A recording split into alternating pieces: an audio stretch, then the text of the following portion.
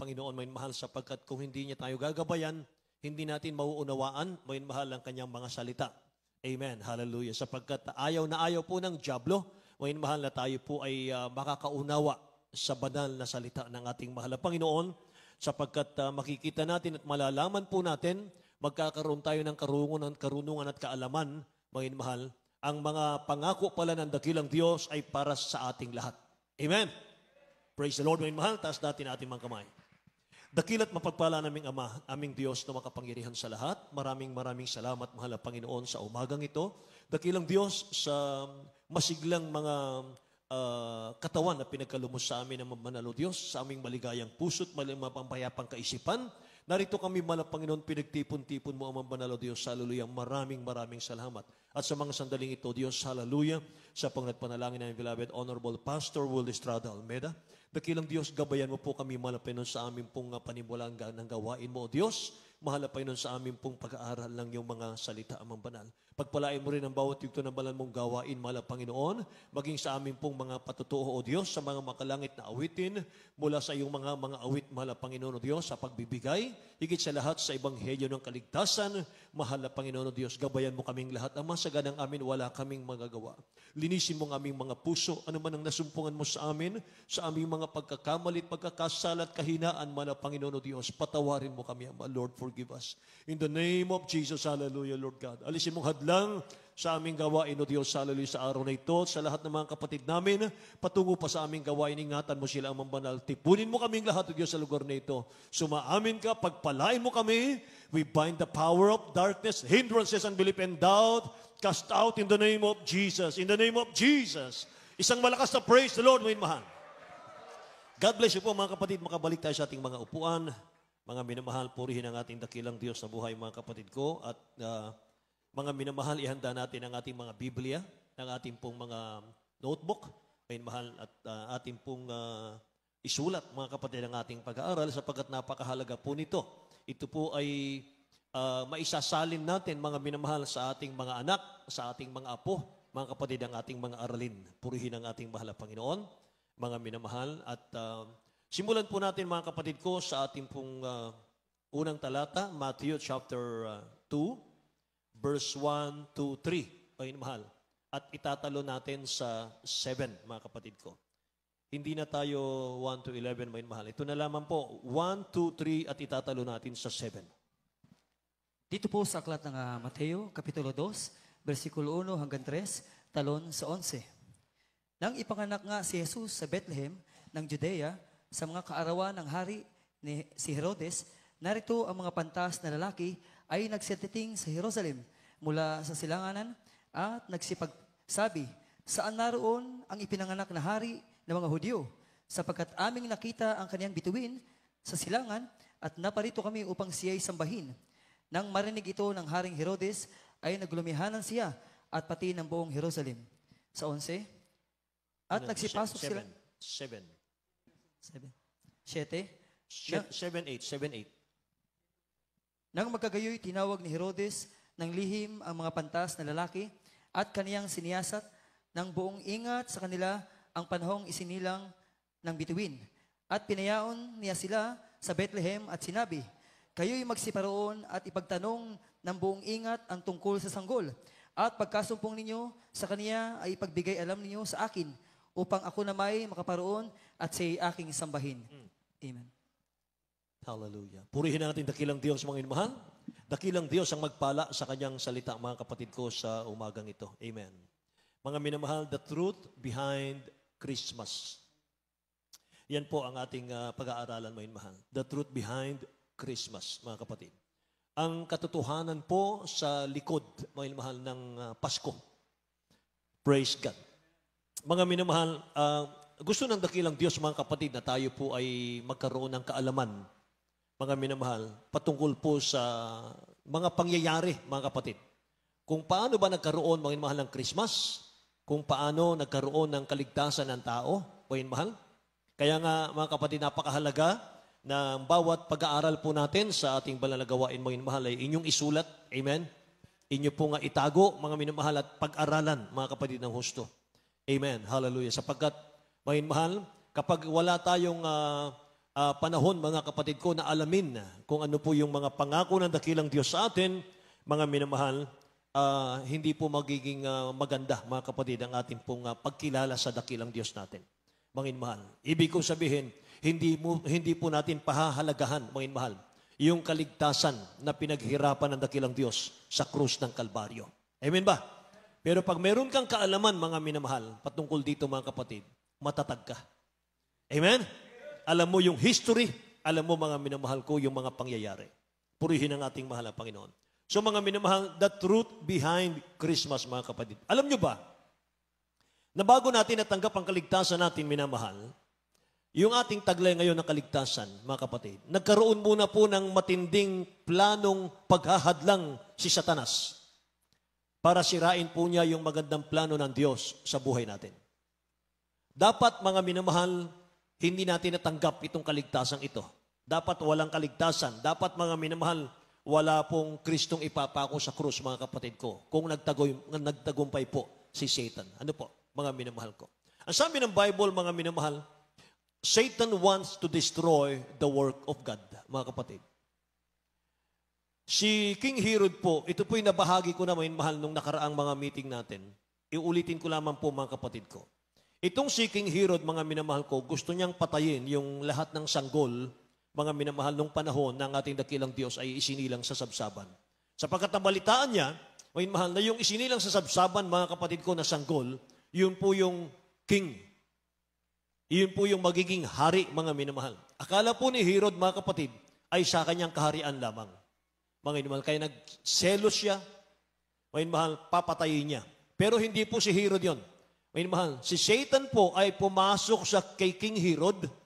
Si Satan, mga minamahal, ginamit siya si King Herod para patayin po yung Savior. Mga minamahal. Amen. Sabi po ng Matthew, mga minamahal, chapter 2, verse 16, nang magkagayon ang mapansin ni Herod na siya'y pinaglaruan ng mga pantas na lalaki, yung pong mago, yung pong tatlong mago, ika nga, hindi 3 kings yun, hindi 3 kings. 3 wise men yun. Mga mahal, i-correct natin. Kasi, Panginoon, pagdating po ng January 6, ang kasabihan po natin, 3 kings ngayon. Hindi po, wala pong 3 kings. King na nga po yung isinilang sa sabsaban eh. Panginoon mahal, paano magiging 3 kings yon? 3 wise men yon. Panginoon mahal, 3 pantas na tao, mga kapatid ko, na manlalakbay. Ano po, mga kapatid? Nung malaman po, mga minamahal, ipaalam po kay Herodes na hinahanap po ng 3 wise men, yung pong isisilang. Sabi ni King Herod, Panginoon mahal, sige, tingnan nyo, hanapin nyo, at magbigay alam kayo sa akin, mag-report kayo sa akin kung naroon yung isinilang, sasambahin ko rin siya. Pero hindi po totoo yun, mga kapatid. Para patayin po, Panginoon mahal, yung sanggol. At sabi ng Bible, nang magkagayon, nang mapansin ni Herodes na siya'y pinaglaruan ng mga pantas na lalaki, naggalit na mainam at nagutos at pinapatay ang lahat ng mga sanggol na lalaki na nanga sa Bethlehem at sa buong palibot noon mula sa gulang na 2 taon hanggang pababa. Alinsunod sa panahon ng kanyang maingat na pagkasiyasat sa mga pantas na lalaki, ang pagsilang ng sanggol ay magandang mga minamahal plano ng ating dakilang Diyos sa atin, mga kapatid ko. Yung pagsilang ng sanggol, mga minamahal ko, yun po yung napakagandang plano ng dakilang Diyos sa atin. At bagaman, mga minamahal, gustong patayin po ni Satan, mga kapatid, yung sanggol, ay hindi po niya nagawa, mga kapatid. Sapagkat yun nga po'y nakasulat na. Amen ba? Nagkatawang tao, mga minamahal, yung isinilang na sanggol, mga kapatid ko, nagkatawang tao ang dakilang Diyos sa manger, para bigyan niya tayo ng pag-asa, ng kaligtasan, bigyan niya tayo ng pagkakataong muli, mga mahal, na patawarin niya ang tao sa mga kasalanan. Amen ba? Mga mahal, yan ang napakagandang balita, mga kapatid. Yung tao po, mga minamahal, ay tatapon na lang sa impyerno. Tayo. Sapagkat sabi ng Romans 3:23, the wages of sin is death. Ang kabayaran daw ng kasalanan ni kamatayan. Para sa impyerno na talaga tayo, mga mahal. Pero nahabag pa rin ang mahal ng Panginoon natin. Amen ba? Kaya mga minamahal, siya po ay nagkatawang tao, mga kapatid ko. Siya po ay naghirap, mga kapatid. Para tayo po ay magkaroon ng kaligtasan. Binigyan niya tayo ng pagkakataong patawarin pa niya sa ating mga kasalanan. So nagkatawang tao, dakilang Diyos, mga minamahal, para itayo niya yung kanyang church. Amen. Para doon ilagay, mga minamahal, yung kanyang mga hinirang. para doon po mga kapatid ko, alagaan ng dakilang Diyos yung kanyang mga anak through, manginmahal, sa kanyang propeta, sa ating beloved Honorable Pastor Will Estrada Almeida. Amen. Kaya kung wala pong sinilang sa manger, manginmahal, wala pong Jesus Miracle Crusade. Amen ba? Wala tayo lahat dito, lahat magsabing praise the Lord, mga kapatid. Kaya mga minamahal, napakabait ng dakilang Diyos. Tayo po ay binigyan ng church, mga minamahal, inilagak dito para tayo po'y linisin, para tayo po'y pakabanalin, para tayo po'y pagpalain, mga minamahal, at higit sa lahat, tayo po'y magmana ng buhay na walang hanggan sa piling ng Diyos. Amen ba? Di ba magandang balita yan? Praise the Lord, mga minamahal. Wala pong sino mang makasisira sa plano ng dakilang Diyos para sa kanyang mga anak. Bagaman, mga minamahal ko, papatayin po ang sanggol, mga kapatid. Purihin ang ating dakilang Diyos, mga minamahal. Hindi po ipinahintulot ng dakilang Diyos yan, mga kapatid ko. Sapagkat ang kaligtasan po natin ay isa sa gawa ng sanggol, mga minamahal ko, doon po sa cross of Calvary. Amen ba? Bakit hindi nagtagumpay si Satan? O mahal, Ephesians chapter 1 verse 4, basahin po natin. Sa aklat ng taga-Efeso, Kapitulo 1, versikulo 4, ayon sa pagkapili niya sa atin, sa Kanya bago itinatag ang sanglibutan, upang tayo maging mga banal at mga walang dungis sa harapan niya sa pag-ibig. Amen. Upang tayo maging mga banal at mga walang dungis sa harapan niya sa pag-ibig, mga mahal. Ayon sa pagkapili niya sa atin, sa Kanya bago itinatag ang sanlibutan. Napakagandang talata. According as He hath chosen us in Him before the foundation of the world. Ibig sabihin, bago likhain ang sanlibutan, bago likhain ang lahat ng bagay, may plano na ang Diyos sa atin. Amen po? Mga minamahal, tapos na ang plano ng Diyos, ng mahal na Panginoon sa atin. At ang kanyang mga pangako, ang kanyang mga salita, mga minamahal, hindi po ito kailanman pwedeng baguhin ni numan. Amen? Hindi pwedeng burahin ni Satan yung mga pinangako ng dakilang Diyos. Sabi ng Psalms 119 verse 89, forever, O Lord, thy word is settled in heaven. Amen. Forever, O Lord, your word is firmly fixed in the heaven. Ang iyong salita, O Diyos, ay natatag na sa langit. Amen. Hindi na pwedeng baguhin yon. Lahat magsabing praise the Lord, mga kapatid. Kaya naman, before, sabi rito mga mahal, the world made, God has a plan for us. Bago pa likhain ang lahat ng bagay, wala pa yung ating mga magulang, mga minamahal, may plano na ang mahal na Panginoon pala sa ating mga buhay. Amen? Si praise the Lord, mga kapatid. Hallelujah. Kaya mga minamahal, huwag na kayong haalis sa banal na gawain ito. Sapagat kung aalis pa tayo dito, mga minamahal, saan tayo haharap? Anong hinahanap natin kung tayo aalis sa buong katotohanan? Mga minamahal, yan ang tanong, mga kapatid. Kung may problema ka man ngayon, mga minamahal ko, na para bagang gusto mo nang umalis, mga minamahal, sa Church of the Living God, ang tanong muna ay, kung aalis ka sa katotohanan, anong hinahanap mo sa buhay? Amen ba? Kaya sabi ng ating beloved Honorable Pastor, bago ka umalis sa katotohanan sa mahal na Panginoon, ipasuri mo muna yung iyong kaisipan sa mental hospital. Tama po? Praise the Lord, mga minamahal. Kaya nga, mga kapatid, kailangan malaman natin ito eh. Kailangan magkaroon tayo ng knowledge, minamahal, kaalaman, mga kapatid. Para nang sa ganun, hindi mga minamahal mag-wave yung ating pananampalataya. Amen. Basahin natin ang Isaiah chapter 53 verse 3, mga minamahal. He is despised and rejected of men, sabi rito, mga kapatid. Dito po sa aklat ng Isaiah, Kapitulo 53, versikulo 3. Siya'y hinamak at itinakwil ng mga tao, isang taong sa kapanglawan, at bihasa sa karamdaman, at gaya ng isa na pinagkublihan ng kanilang mukha ng mga tao, na siya'y hinamak at hindi natin hinagahan siya. Amen. Siya'y hinamak, sa English, mga mahal, he is despised and rejected of men, A man of sorrow. Siya po, mga minamahal, ay tinaguri ang a man of sorrow, mga kapatid. Walang kagalakan sa mundo, mga minamahal. Nandito lang siya sa mundo, mga kapatid ko, para gawin yung kanyang misyon, mga minamahal. Ito po yung mali sa tao. Merong mali sa tao, mga minamahal, kapag dating po sa pagkaalam natin sa Pasko. Ang mali, mga minamahal, sa mga tao sa Pasko,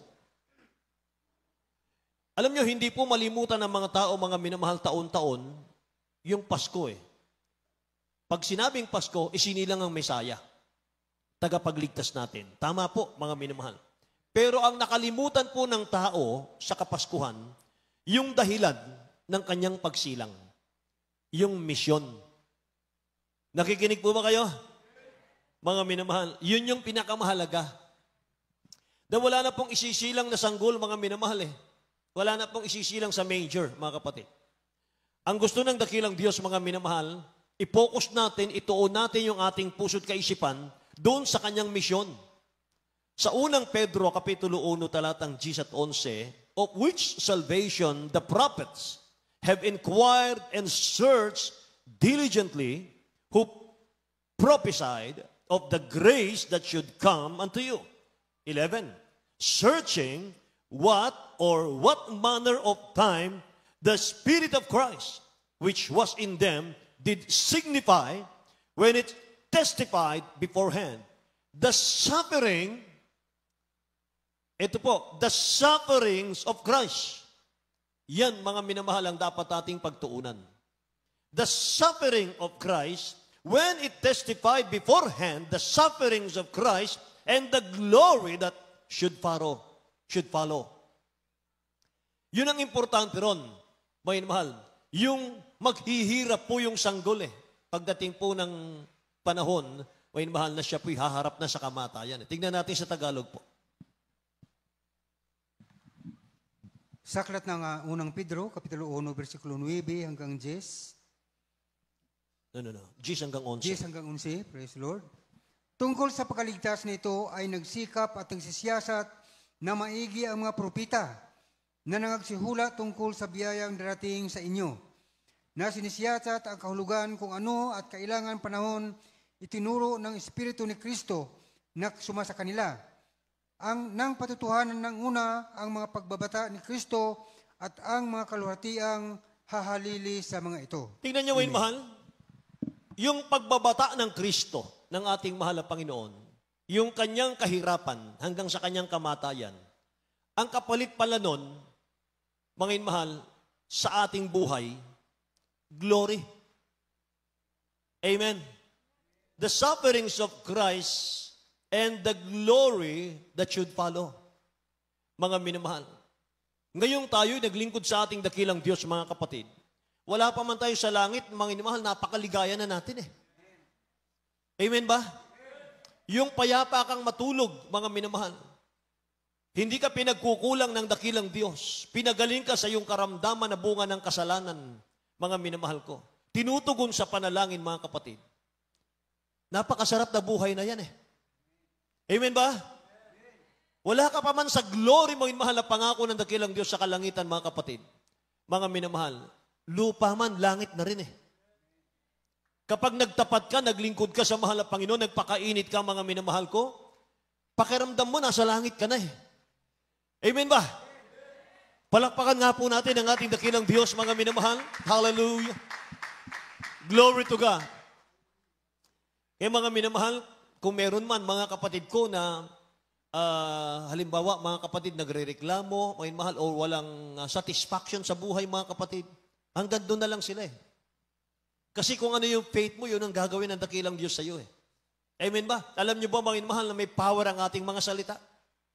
Kapag sinabi mo, ang hirap ng buhay ko, laging mahirap ang buhay ko, wala akong laging pera, wala akong trabaho, napakahirap na. Hanggang dyan ka na lang. Amen ba?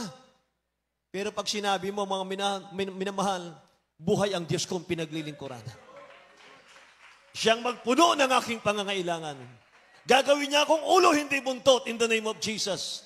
Hindi ako mapapasailalim, mga mahal, lagi ako sa ibabaw. Amen? Lagi akong pagpapalain ng mahal na Panginoon. Amen? Hallelujah. Kaya pag mayroong mga mahal, mga negative na sinasabi, mga kapatid ng mananampalataya, hindi niya alam ang pangako ng Diyos. Hindi niya alam ang pangako ng dakilang Diyos. Ang nakikita niya, mga mahal, yung kahirapan dinaranas niya. Amen ba? Praise the Lord. Kaya mga mahal, ang hirap kantahin yung kantang yun eh. Lupa man, langit na rin eh. Hindi mo kayang kantahin. Amen? Bakit? Kasi feeling mo, impyerno yung lupa eh, na yung kinalalagyan eh. Pag tayo naglingkod sa mahal na Panginoon, surrounded ka mga mahal ng presensya ng dakilang Diyos, para ka nang nasa langit yan eh. Amen? Praise the Lord. Hallelujah. Be thankful, mga mahal. Thankful lang po tayo, mga lagi. Amen ba? So binigay ng mga mahal na Panginoon ang buhay niya sa krus para hanguin tayo sa kasalanan, para hanguin tayo sa kahirapan, para pagalingin tayo sa ating mga karamdaman, mga mahal, para bigyan tayo ng walang hanggang buhay ng ating dakilang Diyos. Kaya sa pagsilang po, mga mahal, ng dakilang Diyos, sa pagkakatawang tao niya, mga mahal, na ating tagapagligtas. Alam nyo, nagpapahiwatig po dito, mga mahal, yung manger na yan. Yung pagsilang na yan, mga kapatid ko, ng sanggol. Pagpapahiwatig yan, nung kanyang layunin eh. Kung bakit siya nagkatawang tao, mga kapatid. Di ba yung tatlong mago, mga mahal, may dalang ano yon, mga kapatid? Regalo. Di ba? Yung regalo, mga minamahal, yung gold, frankincense, ano pa? Myrrh, mga minamahal ko. Alam nyo, may mga meaning yan. May mga kahulugan, mga kapatid. At yan po'y paglalarawan nung sanggol. Kung sino yung sanggol, mga minamahal. Kung sino yung sanggol, mga kapatid. Kaya mga minamahal, ang tatlong wise men na ito, mga kapatid, pagdating nila, nakita nila yung sanggol, nag-worship sila eh. Lumuhod sila eh, tatlo. Kaya hindi sila three kings, three wise men. Lumuhod sila, mga mahal, sila po'y nagbigay pugay sa sanggol, mga kapatid ko. At sila po ay naglabas ng kanilang mga kaloob, mga mahal, gold, frankincense, at myrrh. Ano ibig sabihin ng gold sa Old Testament? Tribute to a king. Yan ang ibig sabihin yan eh. Ginagamit po yung gold sa Old Testament sa mga papuri, sa mga pagpaparangal, mga minamahal sa hari. Iyan po ay pagpapakita, pagpapakilala na yung isingilang sa sabsaban, siya po yung hari ng mga hari. Amen? At pangalawa, mga minamahal na kanilang kaloob, frankincense. These have been given as an acknowledge of His divinity. Yan ang frankincense. Ulitin ko, baka sinusulat nyo. These have been given as an acknowledge of His divinity, mga kapatid. Pagpapakilala yan, mga minamahal ko, ng kanyang pagkadiyos, mga kapatid. Yung myrrh, ano naman yon? Yung myrrh, mga minamahal, eto po yun. Used in perfuming from a better herb, this was given a tribute to the suffering Savior. Pabango yun eh. Used in perfuming from a better herb, this was given a tribute to the suffering Savior. Yan ang ibig sabihin yan. Binigay po yung myrrh, mga mahal, para pagpapakilala naman, mga kapatid, na yung sanggol na yon, maghihirap siya. Paglaki niya, mga minamahal ko, babatain niya yung kahirapan. Hahagupitin siya. Susuntukin siya. Luluraan siya. Sisipain siya. Kakalad ka rin siya. Magbubuhat siya ng krus na mabigat. Isasalaksak sa kanyang ulo, mga minamahal, yung tinik. Sisibatin siya sa tagiliran. Mga minamahal, ipapako siya sa krus. Bubutasan yung kanyang dalawang palad, yung kanyang dalawang paa, mga kapatid. Para siya po ay patayin sa krus ng Kalbaryo. Yun ang meaning ng myrrh. Kaya sanggol pa lang siya, mga minamahal, pinapakilala na po ng three wise men kung sino po yung sanggol na yon. At yun po yung mystery, mga minamahal, the truth behind Christmas.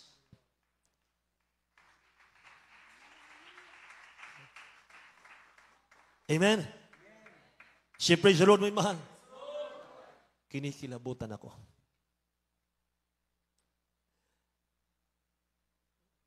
Sanggol, mga minamahal, sinilang sa manger, sa sabsaban. Why in a manger? Bakit po sa manger? Bakit hindi pinili, mga minamahal, yung magagandang bahay? Siya naman ang lumikha ng lahat ng bagay. Siya naman, mga minamahal ko, ang may kontrol ng lahat ng bagay. Bakit hindi, mga minamahal ko, isang wasiwas lang ng dakilang Diyos sa kanyang kapangyarihan at lumitaw, mga minamahal, yung isang malahotel, mga kapatid ko, na pwedeng paanakan, mga minamahal, sa sanggol? Bakit doon sa manger na hindi magandang amoy, mga minamahal ko? Maraming dumi ng hayop, mga kapatid. Bakit doon? God took upon Himself the form of a servant. Yan ang sagot doon, mga minamahal. Binubad niya yung kanyang pagka-Diyos, mga kapatid. At kanya pong ipinakilala, mga minamahal, yung kanyang sarili bilang isang servant. Sa 1 Corinthians chapter 8, verse 9, mga minamahal, nagmistulang napakadukha ng dakilang Diyos para tayo po'y yumaman sa pananampalataya, mga kapatid. Nakikinig po ba kayo? Basahin natin, mga minamahal. For you know the grace of our Lord Jesus Christ, that though He was rich, yet for your sakes He became poor, that ye through His poverty might be rich. Tingnan nyo, ganda. Dito po sa aklat ng 2 Korinto, Kapitulo 8, versikulo 9. Sapagkat nalalaman ninyo ang biyaya ng ating Panginoong Hesukristo, na bagaman siya'y mayaman, gayon may nagpakadukha dahil sa inyo, upang sa pamamagitan ng kaniyang karukhaan ay magsiyaman kayo. Amen. Palakpakan natin ang dakilang Diyos, mga minamahal. Bagaman siya'y mayaman, may mahal, siyang lumikha ng lahat ng bagay, mga kapatid, siyang may kontrol ng lahat ng bagay.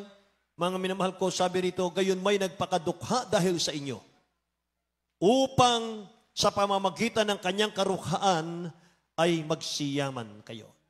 Philippians chapter 2, verse 6 to 8. Mga minamahal. Sa aklat ng taga-Filipos, Kapitulo 2, versikulo 6 hanggang 8, na siya bagamat nasaan yung Diyos, ay hindi niya inaring isang bagay na nararapat panginangnan ng pagkapantay niya sa Diyos. Kundi bagkus hinubad niya ito at nag-anyong alipin na nakitulad sa mga tao. At palibhasa ay nasumpungan sa kanyang anyong tao, siya ay nagpakababa sa kanyang sarili na nagmamanasunurin hanggang sa kamatayan, sa kamatayan sa krus. Amen. Lahat magsabing praise the Lord, mga minamahal. Bagaman siya ay Diyos, mga kapatid, hindi niya inaring isang bagay na nararapat ang kapantay ng pagka-Diyos, sabi niya rito. Kundi bagkus hinubad niya ito. Hinubad niya yung kanyang pagka-Diyos. Hinubad niya, mga mahal, yung kanyang pagiging creator. Napakadakila ng ating mahal na Panginoon, mga minamahal. Hinubad niya, mga kapatid ko, yung kanyang kapangyarihan, mga minamahal. Nag-anyong alipin. Nakitulad sa mga tao. Amen. Mga minamahal. Kaya mga kapatid, pahalagahan natin, mga minamahal, yung kaligtasang nasa atin ngayon. Hindi basta-basta, hindi madaling bagay, mga minamahal, yung tayo po tubusin ng dakilang Diyos sa ating mga kasalanan, mga kapatid. Napakahalaga nito, mga minamahal. Sabi ng ating beloved Honorable Pastor, Wilde Estrada Almeida, salvation is the greatest matter of importance. Ito po ang pinakamahalaga sa lahat, mga minamahal, yung kaligtasan nating lahat. Amen ba? Lahat magsabing praise the Lord, mga minamahal. Sapagkat kung hindi natin pahahalagahan, mga minamahal, yung kaligtasan natin ngayon, the one born in Bethlehem will someday rule, King of Kings and Lord of Lords. Amen. Itong hindi natin pinapahalagahan, mga minamahal, na history ng dakilang Diyos. Hindi natin pinapahalagahan, mga minamahal, na paghihirap na ginawa ng dakilang Diyos. Someday, darating ang araw, darating ang panahon, mga minamahal. Ito po ay magiging hukom natin, mga kapatid, itong sinilang sa sabsaban. Amen? Siya po, mga minamahal, ay magpapakita sa atin bilang hari ng mga hari, Panginoon ng mga Panginoon. Hallelujah. And the one born in Bethlehem will someday return to give us place in heaven. Napakaganda. Siyang magbibigay sa atin, may mahal ng kapahingahan sa ating pong mga pagal na katawan. Magbibigay sa atin ng kapahingahan sa mga problema. Kapahingahan, mga minamahal, sa mga suliranin sa buhay. Amen. Araw-araw, may mahal, bawat buwan, mga kapatid ko, meron tayong mga deadlines sa buhay. Meron tayong mga bayarin. Meron tayong mga problemang kinakaharap, mga minamahal. Hallelujah. Minsan, mga kapatid ko, nang hihina ka, nang lulupaypay ka. May mahal, lahat tayo nakakaranas niyan, mga kapatid ko. Pero mga minamahal, isipin natin lagi ito, mga kapatid ko. Yung kaligtasang taglay ko ngayon, taglay mo ngayon, taglay nating lahat, mga kapatid. Pinaghirapan ito ng ating pinakamamahal na Panginoon sa krus ng Kalbaryo. Amen? Kaya mga minamahal, dapat sana tayo po ang magbuhat ng krus. Dapat sana tayo pong ipako sa krus dahil sa ating mga kasalanan. Pero alam nyo ba kung gaano ka iniibig ng dakilang Diyos ngayon, mga minamahal? Sabi ng ating beloved honorable pastor, halos ayaw kang pakagatin sa lamok ng mahal na Panginoon sa pag-ibig niya sa iyo. Amen? Praise the Lord, mga mahal. Huling talata, mga kapatid, sa John chapter 14, verse 1 hanggang 3, mga kapatid. Dito po sa aklat ng Juan, Kapitulo 14, versikulo 1 hanggang 3. Huwag maglumihanan ng inyong puso. Magsisampalataya kayo sa Diyos. Magsisampalataya naman kayo sa akin. Sa bahay ng aking ama ay maraming tahanan. Kundi gayon ay sinabi ko sana sa inyo, sapagkat ako'y paroroon upang ipaghanda ko kayo sa dakong kalalagyan. At kung ako'y pumaroon at ako'y may paghanda ng kalalagyan, ay muling paririto ako at kayo itatanggapin ko sa aking sarili upang kung saan ako naroroon, kayo naman ay dumuon. Amen. Palakpakan natin ang dakilang Diyos, mga minamahal. Praise the Lord. Pinaghahanda ko po ang ating mga musician, ang ating pong mga singers, mga minamahal. Sabi ng talatang ito, let not your heart be troubled. You believe in God, believe also in me. In my Father's house are many mansions. If it were not so, I would have told you, I go to prepare a place for you. And if I go and prepare a place for you, I will come again and receive you unto myself, that where I am, there ye may be also. Amen? Panginoon mahal, hindi nagpapabaya ang dakilang Diyos, mga kapatid. Pagkatapos na tayong iwanan, mga minamahal ko, mula doon sa krus ng Kalbaryo at siya umakit sa langit, mga kapatid ko, nangako siya, babalik siya. Amen? Tayo ang kanyang babalikan. Amen po ba? Yung Church of the Living God ang kanyang babalikan. Root with signs, wonders, and miracles. Nandun yung pagbabago, nandun yung himala ng dakilang Diyos, mga mahal. Nandun yung mga milagro ng mahal na Panginoon. Yun ang babalikan ng mahal na Panginoon. Amen ba? Kaya naman sa tuwing tayo mag-worship, tayo po yung mga minamahal sumasamba, mga kapatid ko, mula sa ating mga puso. Pag tayo nagkaisa, bumababa ang presensya ng mahal na Panginoon, nararamdaman natin siya, napupuspos tayo ng Holy Spirit, mga mahal, para ano? Para muli kang patibayin, para muli kang palakasin, mga minamahal, para sa pagharap mong muli, mga kapatid ko, sa makasalanang mundong ito, ay may kapangyarihan ka. Amen? Hallelujah. Tumayo tayong lahat, mga kapatid, tayo umawit sa ating dakilang Diyos na buhay. Amen.